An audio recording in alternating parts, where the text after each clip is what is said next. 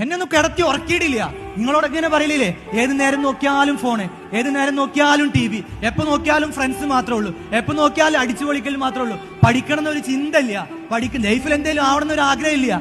ഈ പറഞ്ഞ് പിന്നാലെ നടക്കുന്ന പാരന്റ്സിനെ ലൈഫിൽ നമ്മൾ തിരിച്ചറിയുന്ന ഒരു മൊമെന്റ് വരും.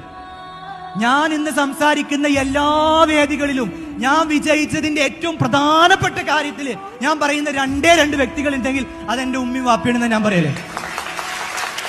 കാരണം അത്രയും പറഞ്ഞിട്ടുണ്ട് അവര്, ഉറങ്ങാൻ സമ്മതിച്ചിട്ടില്ല. കടന്നുറങ്ങുന്ന ഉറക്കത്തിൽ കൂടെ കിടക്കുമ്പോൾ പോലും ലൈഫിൽ എന്തെങ്കിലും ആവണം, എവിടെങ്കിലും എത്തണം, എന്തെങ്കിലും നേടണം എന്ന് പറഞ്ഞുകൊണ്ടേയിരിക്കും. എത്ര എതിർപ്പുകൾ നമ്മളടുത്ത് ഉണ്ടായാലും നമ്മളിങ്ങനെ പറയും, നിങ്ങൾക്ക് ഒരു നേരം സ്വയം തരൂല, എന്ത് വീടാണിത്, എന്ത് പ്രശ്നമാണിത്, നമ്മളെ മക്കൾ പറഞ്ഞുകൊണ്ടേയിരിക്കും. നിങ്ങൾ മനസ്സിലാക്കുക, എന്തായാലും മക്കൾ ഈ പ്രായത്തിൽ ഇതിങ്ങനെ പറയുമ്പോൾ നമ്മളോട് എതിർപ്പ് പറഞ്ഞുകൊണ്ടേയിരിക്കും. ഞാനും പറഞ്ഞിട്ടുണ്ട്, വയറ് നിറച്ച്. ഉമ്മടക്കം തിരിച്ചു പറഞ്ഞ മറുപടികൾക്ക് ഇന്ന് ഞാനിങ്ങനെ ക്ഷമ ചോദിച്ചുകൊണ്ടേയിരിക്കുകയാണ്. കാരണം ആ പ്രായത്തിൽ നമുക്ക് എൻജോയ് ചെയ്യാ, എന്റർടൈൻ ചെയ്യാ, എപ്പോഴും പഠിക്കാൻ പറയാന്നൊക്കെ പറഞ്ഞു കഴിഞ്ഞാൽ ഭയങ്കര വെറുപ്പുള്ള കാലം. പക്ഷെ വൺ ഡേ വരുമ്പോ നമ്മൾ മനസ്സിലാക്കും,